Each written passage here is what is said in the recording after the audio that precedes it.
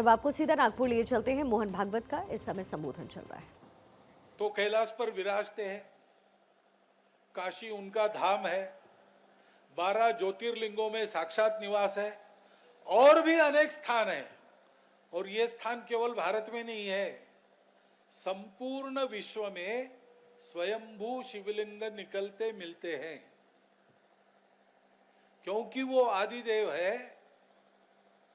सारे दुनिया में उनकी महिमा है। ऐसे शिवजी है तो वो चराचर में है।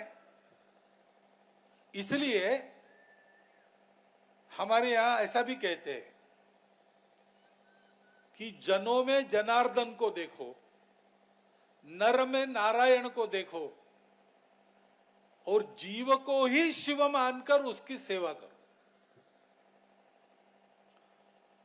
शिवजी के पिंडी की पूजा, जैसे यहां महाकाल का मुखौटा बनता है, उसकी पूजा, इन प्रतीकों की पूजा तो करनी ही चाहिए, क्योंकि उससे अभ्यास रहता है। प्रतीकों में शिवजी को देखने का अभ्यास बनता है। और यह मानना चाहिए कि विश्व में विचरण करने वाले जड़ चेतन सृष्टि के सब जीव, सब प्राणधारी, इनमें शिवजी ही है। अनेक शब्दों में, घट घट में राम है, ऐसा कहते हैं। कहते तो है, करना चाहिए। पूजा करते हैं, स्तुति करते हैं, इससे देव प्रसन्न होते हैं। लेकिन पूजा क्या है, स्तुति क्या है? स्तुति एक प्रकार से स्मरण है। जिनकी हम पूजा कर रहे हैं, उनकी पूजा क्यों कर रहे हैं? तो उनके गुणों का स्मरण है। अभी मुख्यमंत्री जी ने बताया, पूरे शिवतांडव स्तोत्र में उनकी स्तुति है, तो उनके गुणों का वर्णन है। वो वर्णन क्यों करते हैं? तो पूजा का दूसरा अर्थ है, जिसकी पूजा करते हैं उसके जैसे बनने का प्रयत्न करना। हरि को भजे सो हरिसा होई, ये प्रक्रिया है पूजा की। शिवो भूतवा शिवम यजेत।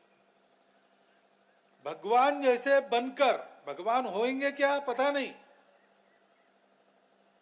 लेकिन भगवान जो निर्गुण निराकार है, उसके गुण भी नहीं, उसका आकार भी नहीं, उसकी सगुण साकार कल्पना हम करते हैं और उस सगुण साकार रूप को पूछते हैं, तो निर्गुण निराकार हमारे लिए सगुण साकार होकर आता है। क्यों आता है? क्योंकि हमको उसके गुणों की और आकार की कल्पना से हमको कैसे होना चाहिए, इसकी शिक्षा मिलती है। उस शिक्षा पर हम आगे बढ़े, ये उसी की इच्छा है। शिवजी अपने लिए कुछ नहीं चाहते, और जब संकट आता है विश्व पर, तो उसको झेलने के लिए आगे रहते हैं।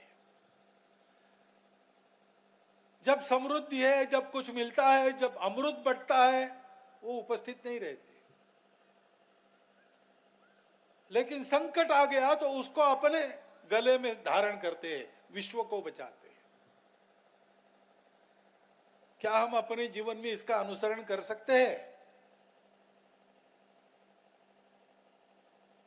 अपना शरीर धारण ठीक से हो, शक्ति रहे शरीर में, पूरी आयु जी सके ऐसा स्वास्थ्य रहे, घर परिवार भी ठीक रहे, रोटी कपड़ा मकान स्वास्थ्य शिक्षा अतिथि सत्कार ये गृहस्थों के कर्तव्य है, वो मैं कर सकूं।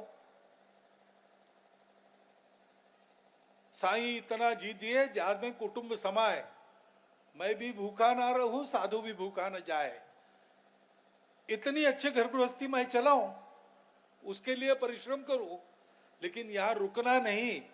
ये करते हुए बाकी अपने लिए कुछ न चाहते हुए, जहां जैसी आवश्यक है वहां वैसी, और अपने शक्ति के अनुसार अधिक से अधिक लोक सेवा,